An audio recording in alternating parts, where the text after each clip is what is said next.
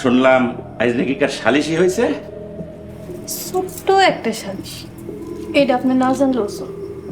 হ্যাঁ, ঠিকই কইছেন। এইসব ছোটখাটো ব্যাপারে আমার না জানলেও চলবো।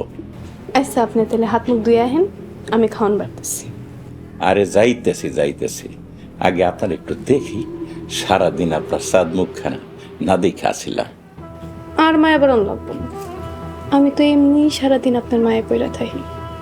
আর শুনলাম হাসুরও নাকি টাকার লেগে চাপ দিছেন। হ দিস, কেন ঠিক করি নাই? একদম ঠিক কাজ করছেন। তা ভাল লাগছে এইটা ভাবিয়া আপনি যে মাত বাবারের সব দায়িত্ব বুঝে নিতেছেন। ও মা, আমি না মাত বসে এবা, আমি যদি দায়িত্ব বুঝা না নিই তাহলে কে নিব? ভালো করছেন। আস্তে আস্তে আমি আপনার আর অনেক দায়িত্ব বুঝাই দেব। আচ্ছা দিয়েন, তো এখন আপনার কাছে আমার একখান দাবি আছে। দাবি? আপনি হুকুম করেন। মায়ের কাছে যাইতে মন চাইতেছে।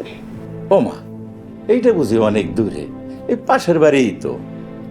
আপনি এক কাম করেন, আমার শাশুড়ি মায়েরে একেবারে লেগে এই বাড়িতে নিয়ে আহেন, তাইলে সারাদিন আপনার মায়েরে দেখবার পারবেন।